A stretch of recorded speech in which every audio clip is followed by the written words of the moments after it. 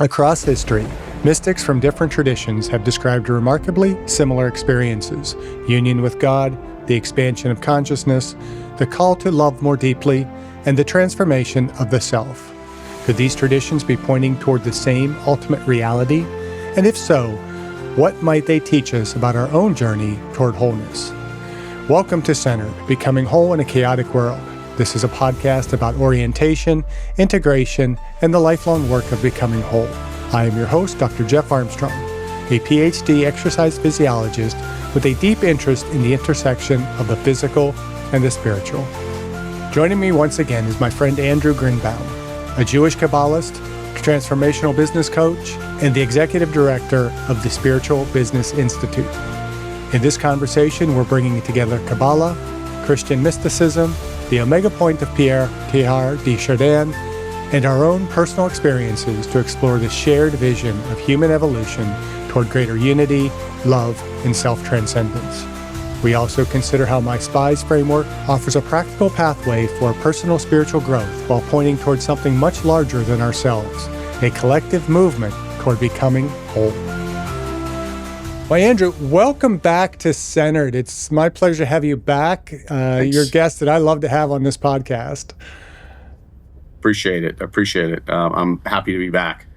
We could talk for hours. I think we might today. I don't know. We got an interesting topic to kind of dive into. And just to jump into it, for our viewers and listeners who may not be familiar with Kabbalah, how would you describe it as a path of transformation rather than simply a body of knowledge? Sure. That's a great question. So, yeah, Kabbalah predates any sort of religion, anything like that. The first book on Kabbalah was written 3,800 years ago by Abraham the Patriarch. We all know Abraham, Muslim, Christian, Jew. We heard of him. He's famous. So that predates the Bible by 400 years. And it was literally a book on transformation. It's called the Sefer Yetzirah, and it's available today. There's translations of it. There's commentaries on it. But Kabbalah started, which turned into, right, this path that became Judaism, and then it became Christianity and Islam. But it started out as a way of understanding the universe and our relationship to it, and our relationship to the Creator or God, if you believe in that, but also our relationship to people, and how do we transform to become better people. And what do we come with? His book was actually a book, people don't know this, a book on, it was on many things, but it was a book on astrology. Abraham is the first recorded astrologer. So all these people say, oh, there's no astrology in Judaism or Christianity. It's not true. The father of your religion, if you're a religious person, was an astrologer. But what he really meant by astrology is that there's forces out there that influence us. Okay, we can't say we're totally, we have to recognize the different forces that are out there. I mean, he was a very deep thinker, right? We know the moon affects the currents. It affects our emotions. If it affects the currents, so much of the world, certainly it affects our biochemistry as well, in some ways, right? Whether it's closer or further away from the planet. So that's what he was trying to understand, is how these heavenly bodies, but other things too, how do they affect us and everything around us, so that we're not victims of circumstance, but we control circumstances. That was his kind of gift, and it was transformed into a set of rules that became different sort of religions. But Abraham started out as he found some principles that help you understand how you are master of your domain. So how do you stay in control of your life as much as you can, right? If you know stories, he also went through a lot of chaos. All these guys in the Bible, whether they're apocryphal or some of this stuff happened, they had hard lives, but we remember them because they always transformed. So the root of my quote-unquote religion, my path, which is Judaism, but I don't even look at it as a religion. I look at it as like a set of principles that have been you know, and obviously over the last 3,800 years, people have added to it and found other principles that work. has helped me transform and has helped millions of people transform. That's different. That's what Kabbalah is. It's different than any of the religions, mine included, that say there's a God and you have to follow his laws. And if you do, you're a good Jew. And if you don't follow his laws, you're a bad Jew. And it's the same with every religion, right? Right. You can. So I hope that answers the question.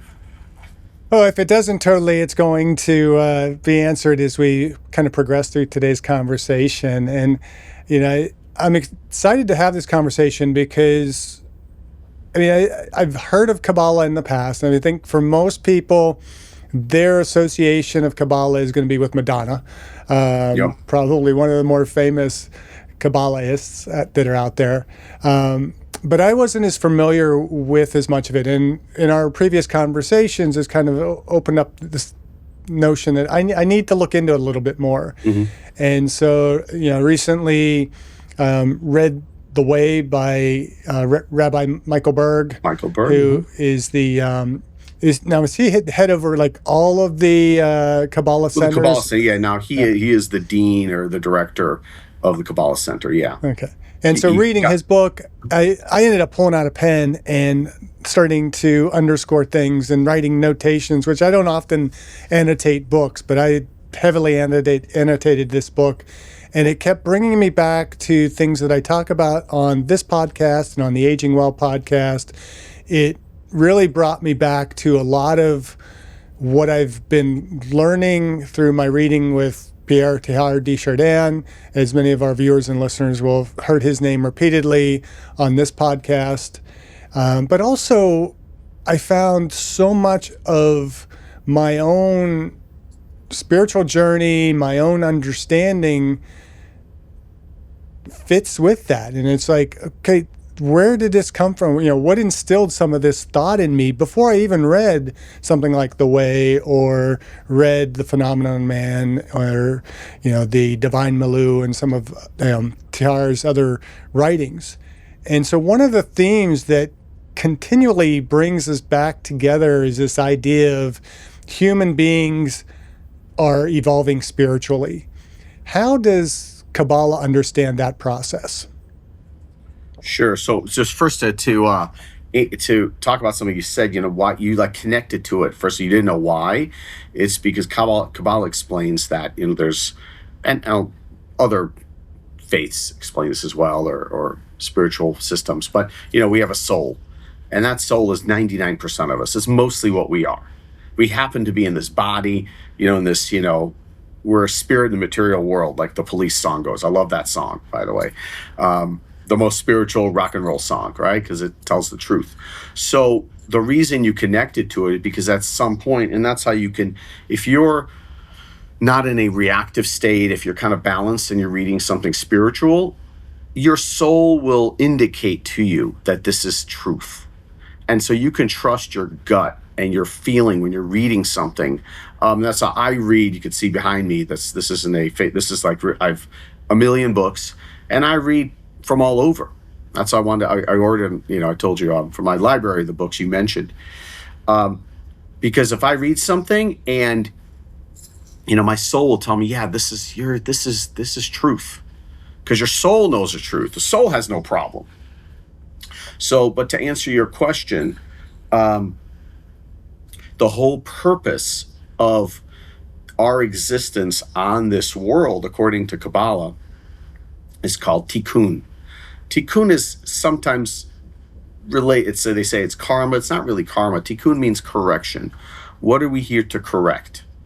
And we can talk about it for 12 hours, but basically we're here to correct certain character traits that were given to us in this physical body to correct so that we can elevate our consciousness. So actually, Kabbalah gets very, when you learn where your ego is, where your character deficiencies are, and it should be a lifelong process, right? It's like peeling the onion. Every time you learn something new, something negative about yourself, Kabbalah says, get excited, because now you know what you came here to do. That's your tikkun, and it's always internal, but of course it affects us, right? Like some people will drive us crazy, make us angry. Well, you have anger inside you. How how do you need to overdevelop that or accept it? All right. Sometimes we'll have some people, let's say, have ADHD, and they're going to have it for the rest of their life, right? They're scattered. But how do you develop as a human being knowing you have ADHD in spite of it, right? Or I was listening to a really interesting conversation with David Byrne from the Talking Heads, and he realized that he had, although he was never diagnosed when he was young, but that he has Asperger's, that he's on the spectrum, right? And that's why, but he realized that it helped him do what he did, right? Being really out there, not caring what people think. He was also very rude to people and insensitive because of his Asperger's. He couldn't connect with people emotionally like, people who aren't neurodivergent can. So I thought that was a very interesting thing, because I love the Talking Heads. David Byrne's a genius, but he was a genius in spite of his limitations. And he could have ended up being just like a nerdy kid who doesn't do much, ends up being some engineer or something like that. Instead, he became David Byrne, and he created Talking Heads with other people, of course. So that's what Kabbalah talks about, is all these things. We are here to transform and elevate ourselves. The people around us are just here in the matrix. They're in a movie to help us elevate. So that's what it's about. That's the journey. It's not about how much money you're going to make, or money you're not going to make, or who you're going to marry or not marry, or how many kids you're going to have. It's got nothing to do with that. What kind of car you drive. It's about transforming yourself, because that's what you're here to do. Otherwise, you wouldn't be in this physical body. This limited body like gives you so much trouble, right? And then some people come here and they have kind of like, you see patterns in people's lives. Some people have problems or issues with relationships. Some people have issues with health. Some people have issues with money and finances. It's kind of, there's patterns in people's lives. And, Kabbalah teaches people how to recognize these patterns, right? Look back on your life. Where have you reacted the most? Where are you most reactive? Where do you have the most trouble? And then we dive into that. And that's where we begin. So that's the way, actually, of Kabbalah. And one thing that I felt it kind of takes a step further is this more community spiritual development as well. And one of the themes that appeared repeatedly in the way by Rabbi Michael Berg that I read was, and I'm going to kind of have to read through some of the quote here, but it's like, he wrote that the basis of transformation is the becoming a being of sharing. And he also wrote that Kabbalah teaches that the highest level of striving is for transformation, as we've been talking about, for turning the desire to receive for ourselves alone into the desire to receive for the purpose of sharing. Correct. That's the basis. So it's really kind of, and what I feel like this show centered is about, what the Aging Well podcast is about, what your work is about the notion that our lives are for that transformation, that we are to evolve into something greater, not just for ourselves, but for the entirety of the universe, the entirety of creation, and that everything that we do, whether it does harm or whether it does good, whether it has a positive effect or a negative effect on somebody, is having an impact on moving humanity forward. And, that's why, I've often talked about having that question asked of me, if you could go back in time and change one thing, what would you change? I'm very adamant about I would change nothing, because if I go back and change anything in the past, what impact am I having on the whole trajectory of the universe? Just because, maybe, I've offended that person 50 years ago. I'd really love to go back and not do that. And I've had this conversation with my friend Jay, who kind of identified our SPIES Foundation, our framework, because he identified that I always talk in terms of the spiritual, physical, intellectual, emotional, and social in that order, because I do think, and we'll talk more about that today, I believe. But Yeah, I wasn't the nicest person to Jay when we were kids. I mean, Jay wore a hearing aid, is a little bit on the nerdy side, but You bully. he doesn't Like a remember jock. me. You were a jock. You were a Well, typical yeah, jock. but I knew those guys. I wasn't that bad. There were certainly worse people, but there are certainly things that I would do differently, and there are tons of people that I would have treated differently. But we had the conversation. He's like, I am who I am today. He is who he is today because of everything that's happened in our past. And it doesn't matter what we did in the past. It's what am I going to do next? What am I doing right now to move forward? And that's one of the things that I kept seeing just underscored in reading The Way. And, if I had a huge amount of money, I probably would have bought all the volumes of the Zohar because I'm really fascinated to kind of read that. But that's a lot of volume. There's scholarships. We can get you the books. Huh? We can get it to you. We'll get it to you. Okay, well, we'll figure that out. That's no problem. If you're interested. Yeah, that's no problem. Be a deep dive in there. I know people. But it's interesting you say that because, so the second part of it, so it's a good segue because, again, the more, our job here is to Kabbalah recognizes that if you have to classify humans as something, they're a desire to receive. We want things. And Kabbalah explains why that is, but we want things. Whether it's a car or a spiritual development, right? We want things. We're like a vessel.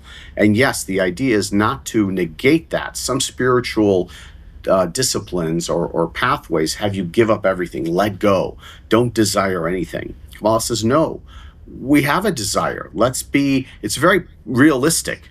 We are created with a desire, but yes, we want to transform that desire to receive for the self alone, right? When we're babies, we're born, we're like this, right? We take. To transform that into desire to receive, you want things, but for the sake of sharing. So even if you want that beautiful car, let's say you want this $100,000, that's not even a lot today for cars. They're crazy prices. Sure. You want this $180,000 BMW. Why do you want it? Do you want it for some sort of ego gratification? Or maybe let's say you want to show people that you can be spiritual and be rich, right? And you want to show people that you can be on the spiritual path and also have wealth, right? So you want to demonstrate it by driving a $180,000 car and to show that, Creator wants to give you everything. You can be spiritual, you can run a podcast with 1 million followers, talk about spirituality, and drive a big car, a nice car. So, it's always about the intention.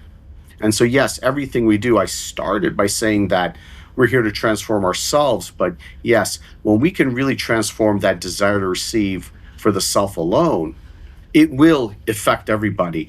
Rabbi Berg, who is Michael's father, who was co-founder of the Kabbalah Center in its current manifestation, started in 1971, I believe.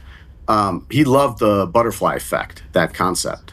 He said it's very Kabbalistic, right? A butterfly flapping its wings in Europe can create a thunderstorm, right? Scientifically speaking, in Asia, right? Because everything affects everything, spiritually as well. That's on the physical world. Spiritually, yes, we can affect people by transforming ourselves because they can feel it because of what we spoke about before. When we transform ourselves, our soul is complete sharing. Our soul understands that's about sharing and love, and there's no separation between you and I and everybody else. So when we do that, when we transform in a subtle way, on a metaphysical level, we're affecting everybody around us.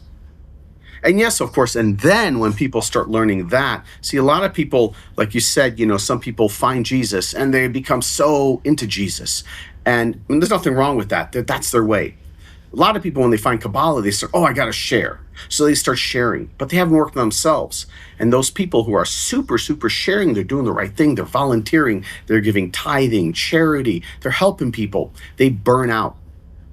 There's no continuity because they never they never strengthened their consciousness by transforming themselves. It has to be both. And if you have to start with yourself.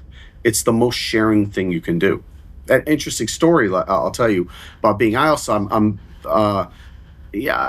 I still am, but I could be very insensitive to people. And I made a lot of jokes. I lived in New York. When I moved to New York, I realized, oh, this is my place. You can just goof around with everybody. Everybody jokes around with you. And I loved it. I found my home. So I remember being on an elevator once with a woman who had just finished one, like it's called Kabbalah 1, like the first 10 or 12 classes of Kabbalah learning. And I remember I was in an elevator with her. This she told me years later.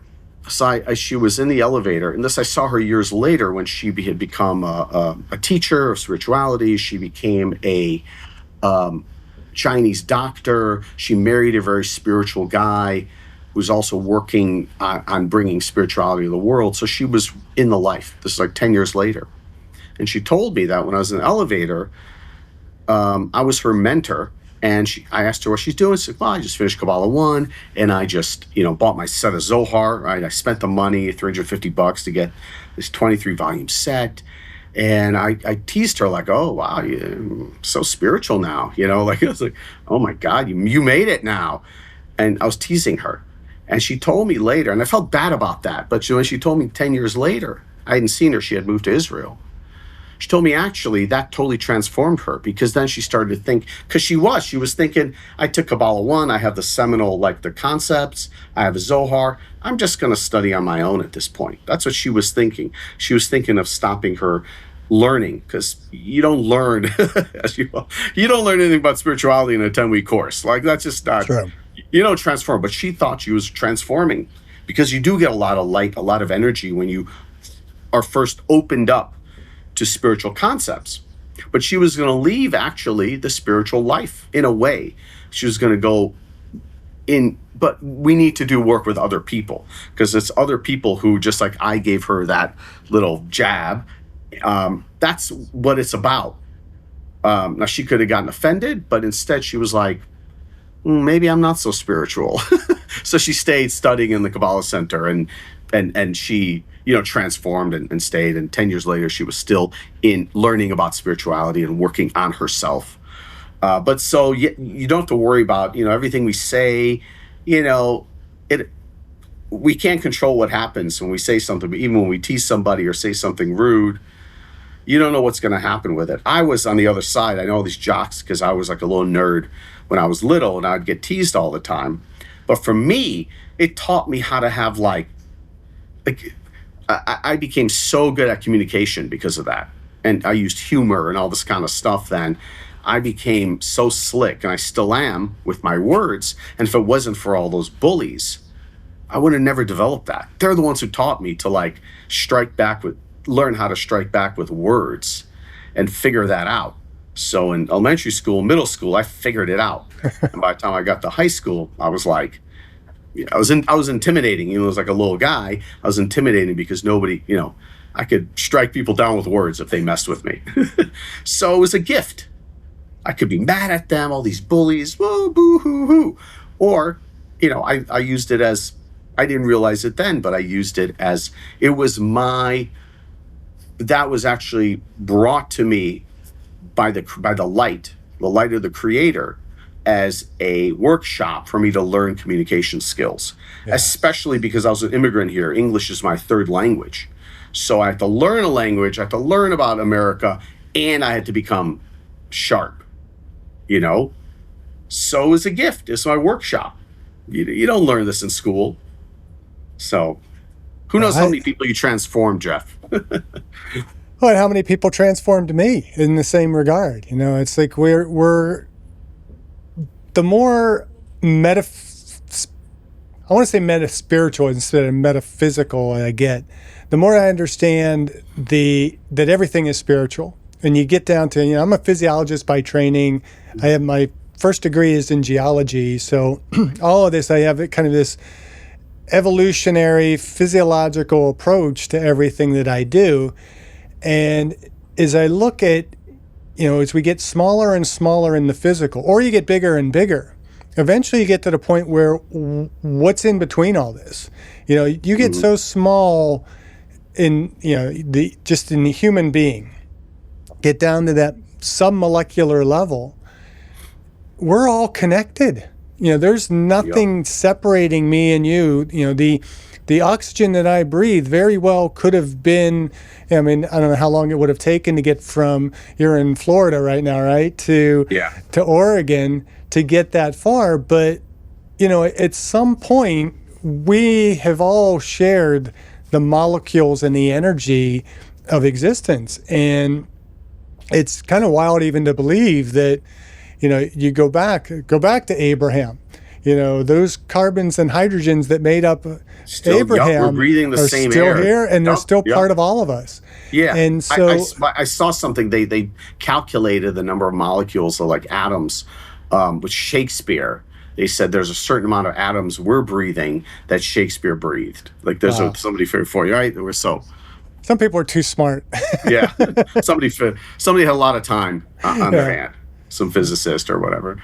But you were talking about the sharing versus selfishness, and for many years, one of my mantras has been "I am third" from Gail Sayers' autobiography, and I've kind of modified it a bit. I say it is my God is first, my family and friends are second, and I am third. And I've had times very recently where I feel like this whole being third stuff is BS. It's like you try and do for other people, but they don't do for you, and you start getting frustrated. And I realized that we have this selfish side that certainly we have to take care of ourselves. We have to be aware of that. And then we have this servant, other serving side, of self. But neither of those should fully capitalize who and what we are, that we have to pull those together. And I think what I was hearing you talk about was what I would call the transcendent self, to where, we are growing for the purpose of others, but not at the expense of ourselves, or Correct. Not to the subservient nature of others. Correct. Not to run out of energy, whatever Right. you call it, by sharing. And there's people that do that. And they're actually end up being the most selfish people, because I share so much with people, and it becomes a trap, and they end up being very selfish and self-centered because of that. Because they're sharing. So why isn't people giving back? We all know somebody like this, right? So usually when somebody tells you they're like super sharing, they're not. Or I'm so spiritual. I was just talking to somebody today. We were laughing. Somebody came to him and says, "Yeah, I'm so spiritual." Anybody tells you they're so spiritual and talk about how much they transformed, that's a red flag. Yeah. But yes, you cannot. You have to take yourself into consideration. You have to be selfish. Gordon Gekko said greed is good. There's a spiritual aspect to that. Greed is good, obviously, if you're transforming and your desire to receive for the self alone to a desire to receive for the sake of sharing. But yes, you have to take in. You have to want things. And what spiritual people do is, or they think it's spirituality, say, I don't need that. I'm okay with what I got. And if for some people that's true, but for most it's not. And I was one of those, like 30 years ago, I was like, I don't mind being where I am. But really I was lying to myself. I wanted so much more.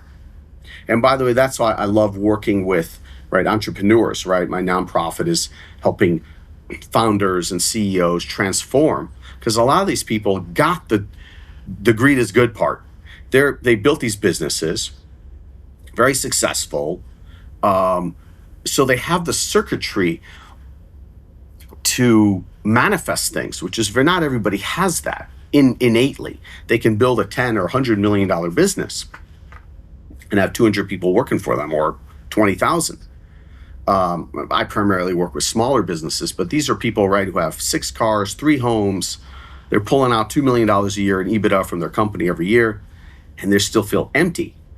So I like working with them because they know how to manifest and make things happen. Now, if you have a purpose in the world, and we all do, if they find their purpose, they come from their values, they find how they can share in the world.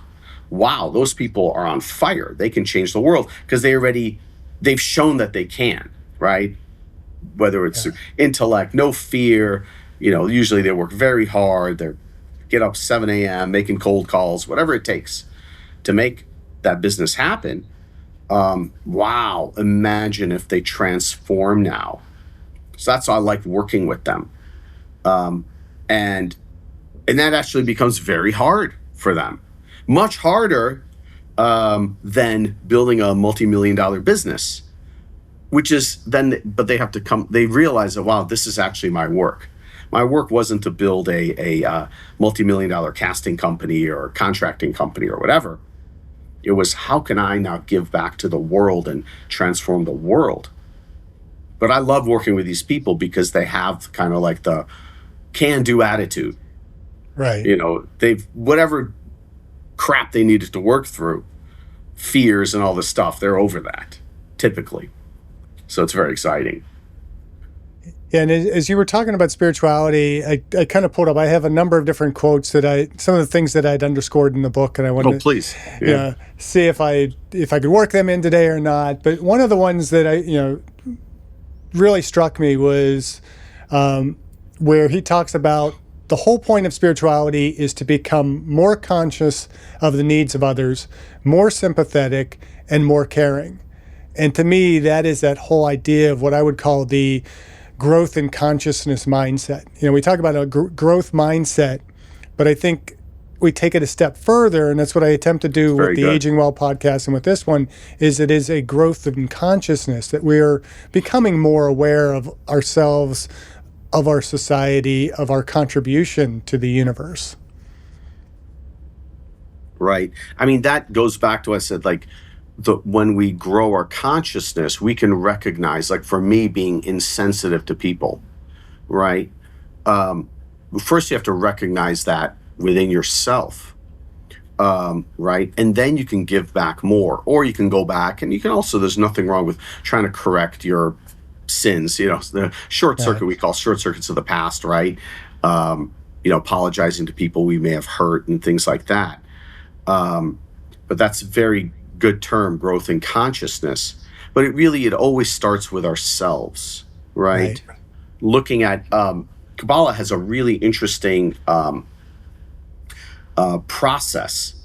Let's go with that. We're a discipline that you can do every night. Before, the Kabbalists say, before you go at night, you should think about, or you can even journal all the mistakes you made during the day with other people, with yourself, not from a place of beating yourself up, but then how are you going to change it? And then ask the light of God to help you transform it. Because some things, right, we can be reactive to the same thing every day.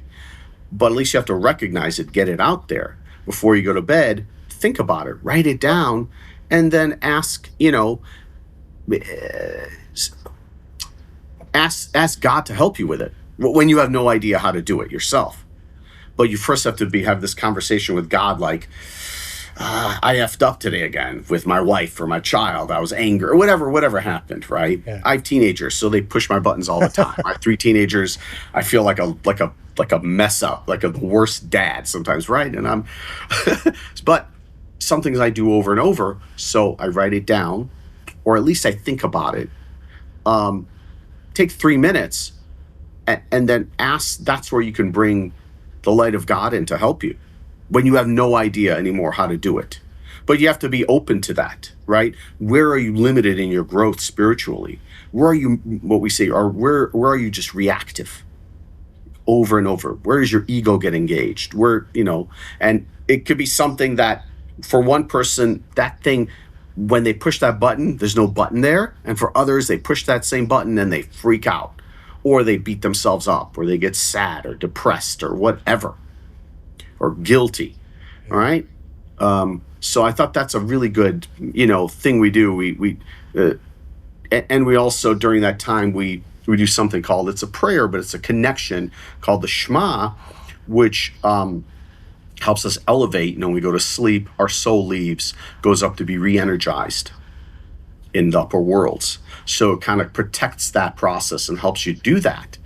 And when you go up there, when your soul leaves your body, when you're sleeping, it can come back re-energized with answers and with hopefully new circuitry to be able to handle those challenges that will come every day.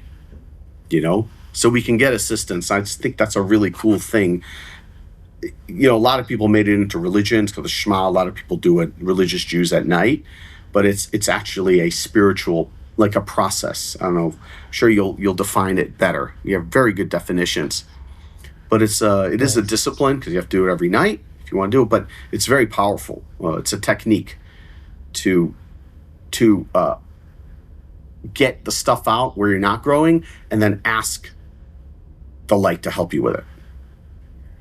I like that. And it kind of feeds into, again, what we talk probably a bit more on the other podcast about, but part of, being centered is getting the spiritual and the physical together, and not really separating that spiritual and the physical. Mm-hmm. We talk a lot about the importance of sleep hygiene, and you've just underscored that there's a spiritual dimension to that necessity of sleep for our welfare.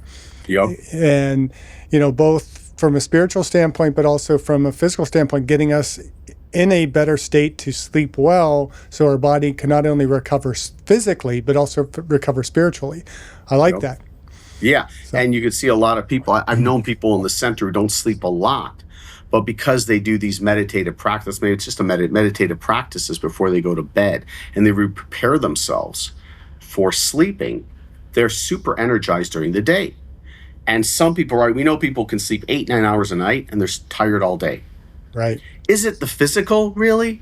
Maybe. Sometimes maybe there's an underlying condition or something, maybe high blood pressure, or they're snoring a lot, waking up. But it's since 99% of us is spiritual, it's a good bet that you can look at the spiritual part of it first, and where are you not preparing yourself to have this transformative sleep? And Kabbalah has all these tools to help you have that. And I know a lot of people I've taught these techniques to who used to have, some people very close to me who used to wake up with nightmares and things like that. All that stuff's disappeared because they've created this almost like a funnel, this ability to like go up to the upper worlds, and regenerate spiritually, and not be bothered by all these physical things, nightmares and stuff. It's like physical things in our chemistry messing with us. It turns it into like a scary thing. Oh, we wake up. And so many people have such better sleep by using, it's 3-4 minutes. But by doing this little spiritual meditative thing, it transforms their life. So it takes, and they wake up energized. Yeah, so it takes our sleep beyond just restorative sleep to a transformative sleep. I like Correct. that. Everything is a meditation if you want it to be. Mm-hmm. So even though you go unconscious in sleep, actually that's when you're most connected to your soul, because your soul is free. Your consciousness is free. Whatever that consciousness is, it's not limited by the body. The body goes to bed, very important, and then the soul can reconnect, can leave, and go up, and there's still a part of it that's connected to your physical body. Obviously, if it doesn't connect, that's when people die. When the soul leaves and there's no more soul, then the body's dead. But the soul is still connected, but parts of it go up and it can be re-energized. So very interesting meditative practices in Kabbalah that are, again, don't believe anything I say. It's one of those things, you don't have to believe it, but you can try it. Right? It's like you don't have to believe that eating well will help you live longer. You have to try it, and then you see what happens. And this is the same sort of thing.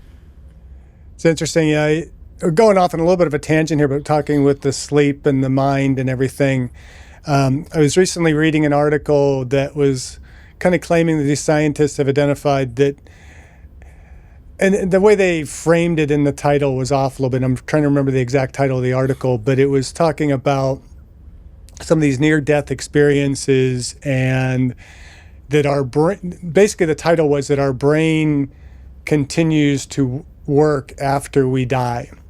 Mm-hmm. But that's not at all what they were necessarily talking about. But what they noted was that as a person has like a near-death experience, or as a person even dies like momentarily, there's this sudden surge of kind of brain activity that gets them I guess like thinking about their past and doing all these other things. And I kind of can see that there may somehow be a little bit of a connection in there that I'm not really prepared right now to kind of dive into. But I think it's fascinating to think that, again, we're bringing that spiritual and the physical together, that the functioning, the coordination, we as humans are the only species of life that have consciousness. Okay, other animals may have certain levels of thinking and maybe, be able to have certain expressions of things like love and anger and emotion and whatnot. But we alone have that truly spiritual connection with the Creator. Yeah. And that kind of blows me away. And that's where I kind of really, as I read through the way, seeing so many different connections with the things that I've been exploring, things that I've thought about for many, many years, things that I've just started to think about. And, we talked a little bit about Teilhard. One of the things that he envisioned was moving toward what he called the omega point. And, as we talk about this idea of growing a more consciousness mindset and that we're evolving toward something, what resonates with you about this vision of something that we are evolving toward? And I know you haven't read yet The Phenomenon of Man or any of his readings per se, but his idea of the omega point is that we're evolving toward what he would call the basically greater unity, community, love. He associates it more with Christ, being a Jesuit priest. So what he calls Christogenesis. Kind of reading, and I want to kind of maybe later come back to the concept of the Messiah in Judaism versus Christianity. But again, it was really just a brief point in the book, the way where he actually mentions the Kabbalistic view of the Messiah.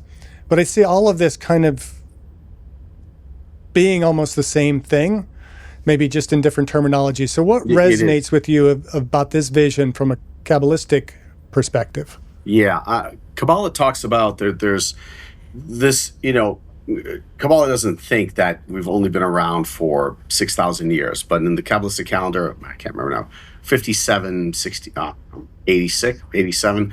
I know exactly how many years in the Jewish calendar, but what's the time. But basically we're in the sixth, we're at the end of the sixth millennium. And there's 7,000 years for us to do our quote unquote work. Okay. But 7 is a very powerful number in Kabbalah, in the world, right? Yeah. 7 is very powerful. There's something there. So there's 7 days, et cetera, right? But there's also 7 millennia. So in this millennium, what Kabbalah says is that by hook or by crook, we're going to get to, by the year 6,000, which is like 230 years away, we're going to get to 1,000 years of the Sabbath, Shabbat. Now, Shabbat, like Messiah consciousness. What does that mean? What that means is, the work we need to do, our tikkun, whether we do it or it gets, and we see things are accelerating, right? Things are speeding up. It was predicted that this would happen. We don't have time anymore, right? Even 150 years ago, you could spend your whole life on a farm, not leave your little village, right? For thousands of years, there was a lot of time to do things, and everything was slow. Now things are getting faster and faster. So what Kabbalah talks about is that, and this is a very important, it's called the Age of Aquarius. It's a very important time in the development of humanity, these 240 years or so, that we have to learn how to become our own Messiah. Messiah consciousness is not, oh, there's this guy that's going to come and save us. Yes, there may be a leader spiritual who'll come, but we first have to become, everybody has to become their own Messiah, meaning transform completely our desire to receive for the self alone, desire to receive for the sake of sharing. And we're seeing now that it's almost like if you don't transform, forces are pushing you to transform, right? Either you're going to go down or up. That's where we are in this world. It's crazy how there's, between the haves and have-nots, there's so much divergence, but also more specifically the haves and have-nots in spirituality.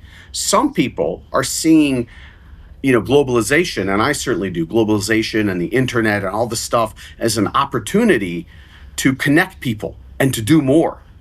And for some people, they just wallow in the terrible news, right? You can be online, you could scroll all day, and you'll just get depressed. For me, so it's that's what we're going to. Year 6,000, it's 35 years away or something like that. We're going to this point, great omega point, where everybody will recognize that they have to become spiritual, whatever that means. So that's what's happening now when we see, even over the last 50 years, right? All these new movements, new spiritual movements, even when we spoke about unity, which started before that, but more spiritual, transformative Christian and Jewish and non-religious movements that are about transformation, not about believing in a certain God or worshiping a certain way. It's happening. Think about what's happening in yoga. I'm not saying yoga is the way, but it's this. And it's turned into less spirit. It's more about the physical, how much you could stretch and how, what kind of pose you can do. But yoga is also a spiritual discipline, first and foremost. And last 50 years, what's happened? Every other person's doing yoga. It's happening. So, for instance, and I'll give you an example, so I've kind of restarted. I wasn't working on too much of a staffing company, a nearshore staffing company, where I hire people from Latin America and other places in the world, and people, North American companies primarily can hire college-educated, affordable, much more affordable remote workers. And for me, it's a spiritual mission. The company's best virtual staff. I started pushing it more because I see it as a spiritual vehicle to bring people together. And I was just at a conversation last week with my team, and I have a team my developers are in Bangladesh. They're Muslim. I have a social media manager in Nigeria. She's Baptist. I have a staffing partner in Honduras who's Catholic, and I'm a Jew. And we're all getting along. We're all working together. And they all believe in this mission too, right? That most people, they don't want to get involved in politics and nonsense and they just want to have a good life, share with their neighbor, make some money, be able to go see a movie, something like take care of their family. And we're all working together 4 different religious paths, or 5 maybe even. And nobody cares about, this war or that war or the divisions. So it's happening. And so for me, it's very exciting, the internet and globalization, all this stuff. You can take advantage of it and bring people down, or you can use it as a vehicle for commerce and bring everybody up, together, all religions. And it's very hard. Like the Muslims who I work with in Bangladesh and me, a Jewish guy in Florida, we're not going to go to war with each other. It's just ridiculous. We know each other.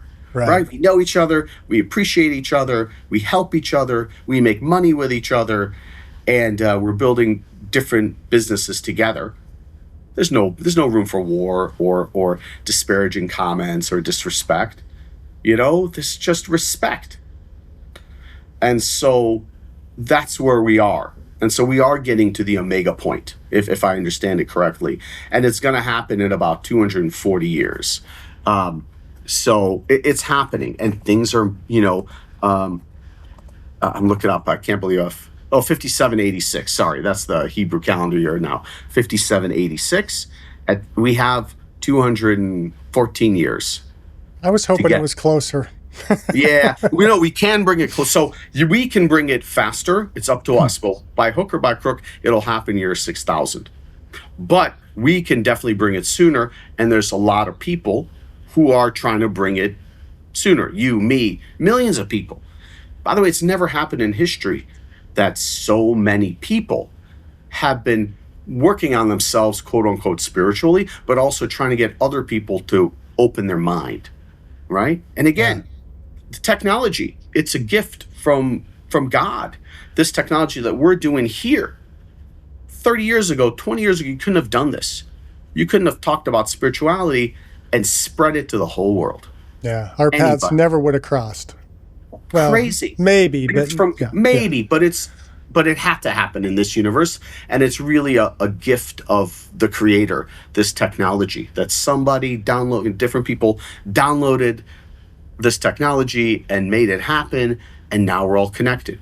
So you can use it again to this technology. It's up to us. That's where the transformation comes in, because we can use this technology, right, to go on the dark web and get involved in legal things and use crypto to take away resources from people. Or you can do a lot of nefarious things with the internet and the web, or you can create a spiritual web, which is what we're doing.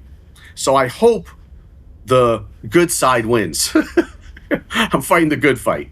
I It's believe very it tough. will. I honestly do. I honestly believe it will. And, my geology side of me, and thinking of just kind of the spiritual evolution. And when we think of physical evolution, it requires, tension builds up. It forces change. And the change that is going to be the most beneficial is what remains. And so all the crap that we're going through in this country right now, politically, religiously, socially, whatever, Good however you point. want to look at it, all that tension is eventually going to snap, and it may not be comfortable, but what beauty is going to come out of that? And I really Yeah. loved in the book, one of the quotes that I wrote down was that Rabbi Berg wrote, "Our individual experience ultimately hastens the transformation of the universe as a whole." And it fits exactly with what you're talking about, that we're getting almost like a snowballing effect of this spiritual evolution, and we can't help but move in that direction. And And for a lot of people, it's hard. It says, I think of the Zohar, which is a book on Kabbalah from 2,000 years ago. It's the textbook, let's say, on Kabbalah. And I think that's where it talks about, imagine being in a cave your whole life, a dark cave, no light, and you come out. Like, we love the sun, right? Especially you guys are in the rainforest there where you live, right? Sun is amazing, right? You see the sun, wow. Imagine being in a cave your whole life for 40, 50 years and coming out to see the sun for the first time. You'd be blinded. It'd be like, oh, the sun is terrible. This is a horrible thing, right? So that's what's happening spiritually now, that a lot of people are being forced into the light, being forced into, and it's too much for them, right? But hopefully they'll get used to it, and people who are used to the sun, used to the light, can help people. Just maybe open your eyes just a little bit, just like Right. take them slowly through this process. Because yes, we have no choice at this point, because the other side, what's happening with people who are not into this, is more division, more divisiveness, more hatred. They love that, and actually the Bible talks about this, and so does Zohar. They're called the mixed multitude. They're the quote unquote magicians, right? That came out with Moses from Egypt. They were like me too. They loved Moses, was a big star, right? He was Moses. He did all this stuff to the Pharaoh, and he was like this super popular influencer, let's say. And all these people left Egypt, and all these people and these mixed multitude, they're the ones who were like, join the bandwagon. Oh, this is popular, let's join it. But those are the people today. Magicians today are actually the people, and again, I'm a consumer of media, but they're the people in the media and ad agencies and all these kind of places that manipulate us and warp our consciousness into division. That's what they did. And when you see in the Bible these stories that are really for us to learn, they're always the people who were complaining.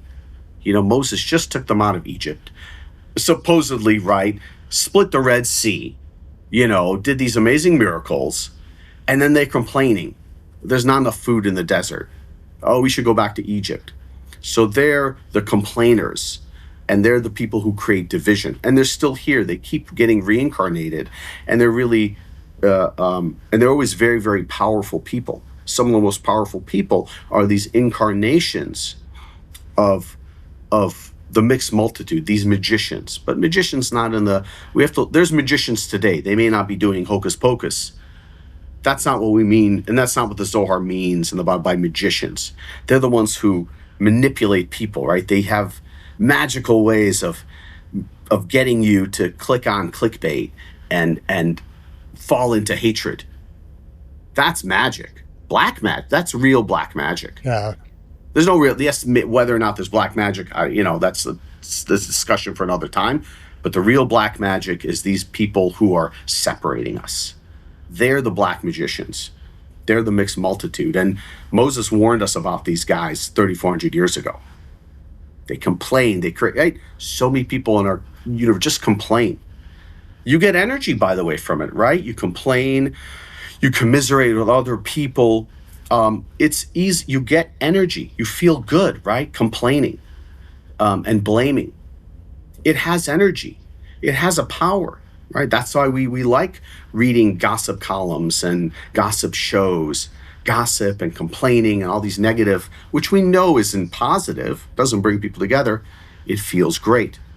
That's one of the, maybe the most important force we have to overcome as spiritual people to get to this omega point sooner than 6,000.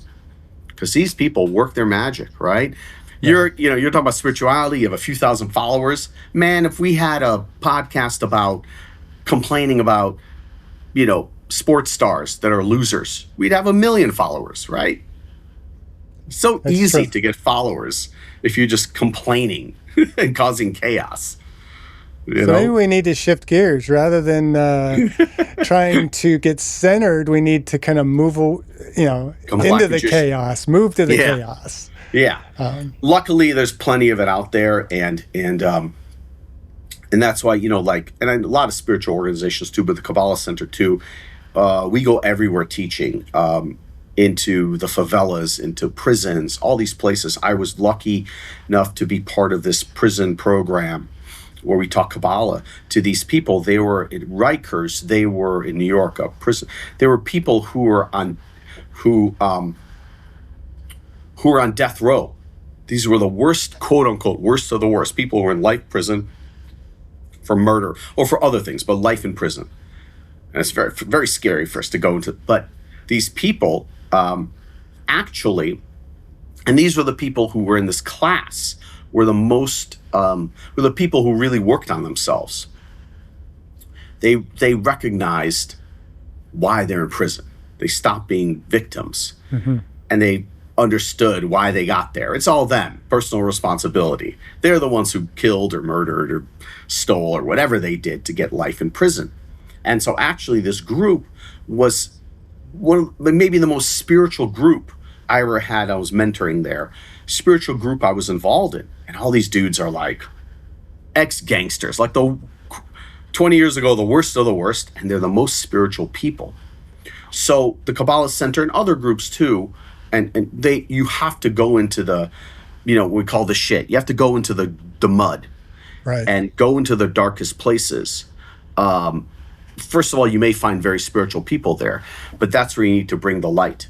And that can have a huge impact, right? Like teaching Kabbalah or spirituality at a prison can transform so many people. And they're open to it. These people are just lost, right? Why did they get in crime? Because they thought they had no other choice. And it was easy money, of course. Right. Of course. I met a crack dealer out in New York, and he told me he was making $6,000 a week, 17-year-old kid. Like, of course they're going to do it. You kidding me? Yeah. He's a millionaire. So. It just kind of underscores, the light has its greatest effect in the darkness. Adding more light to a well-lit room isn't going to do anything. Right. Yeah. You light a match. Exactly. In the Kabbalah, you light a match in a dark room, it lights up the whole room. So again, we don't have to do a lot. At Rikers, I was just a mentor. I wasn't even the teacher. I was just there to help out. But first, it had a huge effect on me, and to understand people who are, in prison for life for murder. These aren't who you think these people are. Some of them, a lot of them transform. And for them too, to have Kabbalah teachers come and teach them Kabbalah and give them books and study spiritual concepts with them was hugely transformative. I wanted to kind of dive into my SPIES framework a little bit here. That's where we describe growth across the spiritual, physical, intellectual, emotional, and social dimensions of life. How do you see these dimensions aligning with Kabbalah? What little understanding you might have at this point of Teilhard's Omega Point, and really supporting authentic spiritual development? Sure. I mean, I think we're very much aligned on this. Kabbalah has been studied by Spinoza and Newton, Isaac Newton, all these people who are in the physical world and scientists. Because when you study the Zohar, which I'm going to get you, we're going to work on it, so you could study it and go, oh my God, this is so abstruse. But we look at, I don't know if Kabbalah came up with the idea of holism, but everything is holistic. Everything affects everything else. Of course, you start with the spiritual, but of course, the physical is important too. And the intellectual is very important, right? Like, it's important to learn and to learn in the physical what's going on in the world, right? And keep studying. Same with emotional. All these things matter, because if your emotions are unbalanced, how can you lead a spiritual? How can you share if you're depressed? Right? So like for instance, I have depression in my family. It's in my DNA. I've also suffered from long bouts of depression, and I have to learn how to, I went to therapy also, but I learned different techniques to help me balance my emotional state, because I can't do my work if I'm depressed. So I've learned how to, and I've recognized this when I'm getting a little bit depressed, what happens, and then I have techniques I use. So Kabbalah wholeheartedly believes in this stuff, because you can't transform the world if you're depressed. Okay, it's very difficult. And same thing with physicality. If you're sick, let's say if we see a spiritual teacher and he or she is sickly, we'll judge them. Even though some of those people come with like sickly bodies and that's their tikkun, to be spiritual in spite of the fact that they have a sickly body, right? Whatever, right? So, but for most of us, thank God, and people who are listening to this, we need to appreciate that. Most of your viewers probably can stand up, can move their hands, can hear, can talk. We're 99% pretty healthy, all right? Overall, even though we may have different ailments and so forth. So very important to appreciate your body. Your body is your temple. That's what we're also talking about, starting with yourself. Kabbalah wholeheartedly believes in taking care of this body that suffers so much in this world, right? It's hard to be a body in this world. Yeah. So we have to take care of it, because it lets us do our work, our spiritual work. Without the body, we're just a soul in the upper worlds flying around. Great, that's a great place. But the work is here in the physical world. Kabbalah makes this very clear. In what we call the physical world, even though most of it really doesn't exist. It's a matrix, right? Because at the subatomic level, it's all just atoms, neutrons, and protons flying around. This all really, in a way, doesn't exist. It's a movie. But in this movie, we have this physical body, and we have to take really good care of it. And all of these things too, take care of yourself emotionally, and also socially. It's the last one. It's also, like this woman who I spoke about, who thought she could go and do her spiritual work by herself. Very hard to do that. And maybe there was a time for that. There was a time when a guru can go to the top of the mountain. Still people try to do that, right? They go to the top of a mountain and they meditate. Nothing wrong with that, but are you changing the world like that? Maybe something, right? Your consciousness is affecting other people's consciousness. But we have to go into the muck, into the mud. Rabbi Berg called it, the butz. This world is mud. It's like trudging through mud. And so we have to be there with other people and try to be as spiritual as you can, whatever that means for you, to help elevate other people and help other people elevate. So I think we're very much aligned in this. Kabbalah, Kabbalah has an issue with people who just there's a lot of people out there, in yeshivas and study halls, like Jews who are in yeshivas, and all they do is study. Yeshiva is like a house of learning, a school. Nothing wrong with going to school and learning. But that's all they do. All they do is just study stuff, and they get supported by people by donations. They don't work. And they think they're doing the work. We would argue that they probably are not. It's better, maybe they studied a little bit, and then maybe they went to a favela or a slum or a prison and taught some of the things they're studying. They could transform many more people and create social bonds between these people who are in this yeshiva studying and the people in the slums, or in any neighbor, right? In a community center. They could create social bonds. And like I do with my company, right? None of us are fighting a war. We're all different religions. Nobody wants to fight a war because we're all connected, in so many different ways, emotionally, spiritually, certainly physically, right? Through our sustenance. We're all relying on each other for sustenance. Is that kind of yeah, absolutely. Really? And I liked, one of the quotes that I picked up from the book was, the Rabbi Berg said that Kabbalah teaches that the physical and the spiritual dimensions are intimately interwoven. From Teilhard's point of view, he would say that, and he did say that we are not spirit and matter, we are spirit matter. And I think also Berg wrote, spiritual evolution has a purpose and a goal, which is the final and infinite union of God and man, ordained by God at the time of creation and forestalled by the sin of Adam. And I think Teilhard would have taken that same point of view as a Jesuit priest. I mean, you were mentioning about, kind of these gurus and things kind of doing things in isolation rather than kind of going into the slums. You think of like the monasteries where they go just into the monasteries, all they do is pray and meditate and they're not interacting with society. Where on the other hand, you have somebody like Mother Teresa that goes into the slums of Calcutta. She had a far greater impact on, this evolution. And that's how we know who she is. Right. Yeah. And if you read her autobiography, people start, she had doubts and she would get depressed, and she had a human experience. She wasn't like, oh, so enlightened, helping the lepers, and the whole, she had doubts. Yeah. She was a human, and that's what made her spiritual.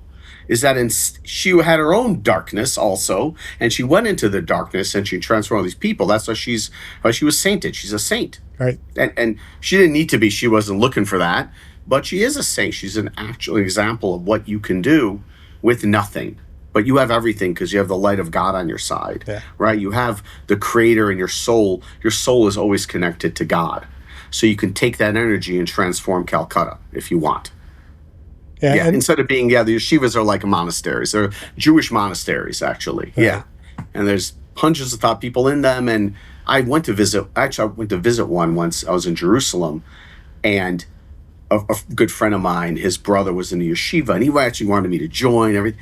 And I went in there, and it was really a negative experience. I didn't like it because they're like the guys there, and it was for boys yeshiva, there's boys and girls, separate them. They were so focused on their studies and praying that they wouldn't even clean. I went into a room, like a classroom, and I didn't want to sit down because the seats were dusty. It was like yucky.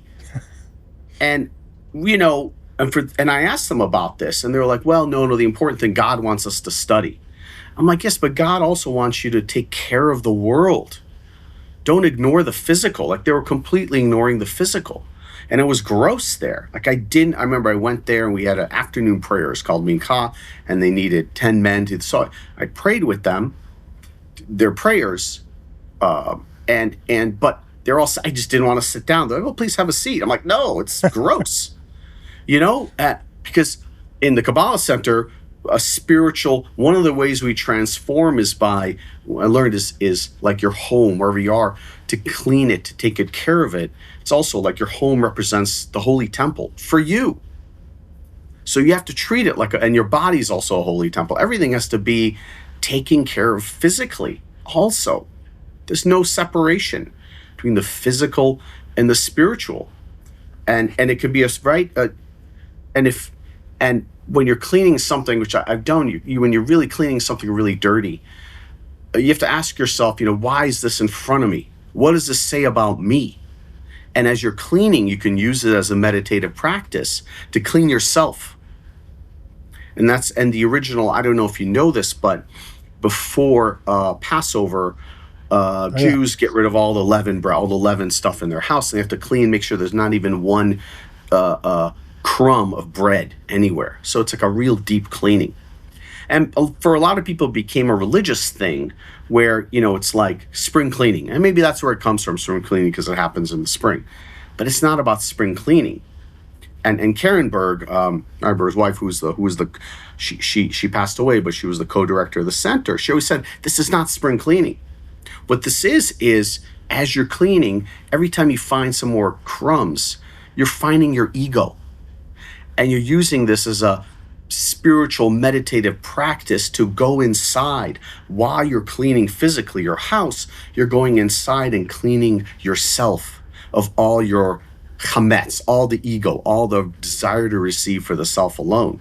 And when you do that, it's very powerful.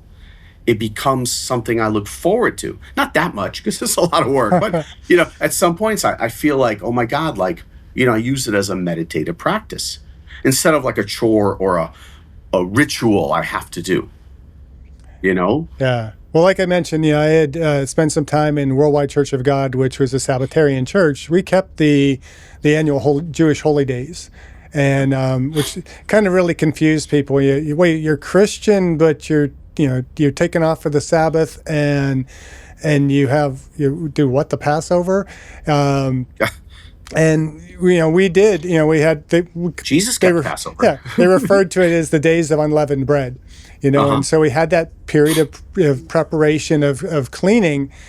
And one thing that really struck me the most of that is, no matter how much I would attempt to clean, and the whole symbolism was, removing sin from your life, invariably at some point you were going to find during that week a breadcrumb that you missed or something. Like I remember one time, I was living in New York and I was working construction at the time, and I finished the job that I was doing, and maybe it was that I was still in corporate fitness, but I found myself at a bodega, and I was hungry and went to pick up a snack, picked up a Kit Kat bar, unwrap it, and I'm like, wait a minute. And I look at the label, and leavening, crap, throw it away.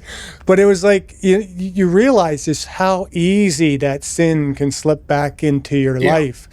And you were talking about the whatever religious group kind of living a more monastic life where all they're doing is studying and they're not doing. In the Christian Bible, it's you can't have faith without works. You need the works. And, a lot of people, take that as an argument for or against legalism and back and forth. But the reality is that you have to be living out whatever that faith is, and you have to be transforming, and it goes back to that transforming the world. Your faith isn't, and this is probably one of my biggest issues with a more evangelical Christianity, is that it's about your personal salvation, your personal relationship with Jesus. And it's like, it's not about my personal relationship and my personal salvation, because whether I am saved or not saved has no impact on the universe. And my goal shouldn't be about whether I am saved, but is my neighbor saved? Yep. And I was going to jump to this probably later. We might not have time. We might have to come back to have some deeper discussion. We have to come back. We have 3 minutes. So I will kind of wrap with this, but one of the things, and I want to come back to it, is he talks in the textbook, and I'd heard this story from one of the earlier episodes when we had we have a spiritual problem. Lauren Axelrod told me the story about Rabbi Hillel, and he is approached by a student that said, can you teach us the entire wisdom of the universe while standing on one foot? And his response was, love thy neighbor as thyself. The rest is commentary. Yeah, And I very think famous. that Yep. transcends all faiths, and that's where our commonality and our unity can really come from. And I think that's the asymptote that I talked about in the SPIES model. I think that's the omega point. I think that is what Kabbalah is essentially pointing us to. And I think Absolutely. That's beautiful. I'll give you whatever time you have left to kind of give us some final words of wisdom. We'll wrap up this episode, and I will have you back because we got a lot more to talk about. Thanks. Yeah, no, I would say, no, thank you so much for having me on. It's always a pleasure. We could talk like for 18 hours straight. Yeah. As long as I have my water, like, right? So it's always great. I would say that, yeah, seek out, and it doesn't have to be Kabbalah, whatever spiritual faith you follow, seek out the mystics and the mystical texts from your faith, and be open to reading them and understanding them. And people, you'll find a lot of depth, and you'll find practical. What I love about mystics and mysticism, it's not esoteric. It's very practical. What these mystics teach, whether it was the Jesuit priest you mentioned or Michael Berg or anything like that, you start reading it, just be open to it. When you start reading these books, you're like, wow, this is real practical stuff I can use in my life, and that's what I would urge people to do, whether you're Buddhist, Muslim, Christian, doesn't matter. Seek out the mystics and read their books, and you'll find, and trust your soul. The lesson here is that you picked up this book, The Way, and it all rang true. It's like almost you knew it. When you find true spirituality, and like when you find a true mystical text, it'll just be telling you what you already know, because your soul knows it. Your soul knows everything because it's beyond the physical. It's connected to everything. So that's why when you read The Way, and I'm sure when I get these books from the Jesuit priest, I'm waiting for them to be delivered, I'll read it and it'll be like, oh yeah, this makes sense. And then conversely, if you're reading a mystical text, and I've certainly read those as well, where it didn't jive with what I already knew, I put them down, so that's what I would suggest for everybody to do. And it's amazing you found, and all these other books too in Kabbalah, I'm sure you'll read a bunch now. I can't wait to send you some, and you'll be like, oh my God, I know this, but you're not saying it from a place of ego. You already know it because you studied it before, and you also know it at a deep place. So that's what I would urge people to do, is really seek out mystics and their writings, and your life will be transformed. That's my story. I'm sticking to it. All right. Well, thank you. I'll let you go for today, and we will have you back very, very soon. I really appreciate this. Thanks so much, Jeff. All right. I'll see you. Thank you for listening to Centered. Please like, follow, and share with someone who could benefit. And if you'd like to support the show financially, you'll find a tip jar in the show notes.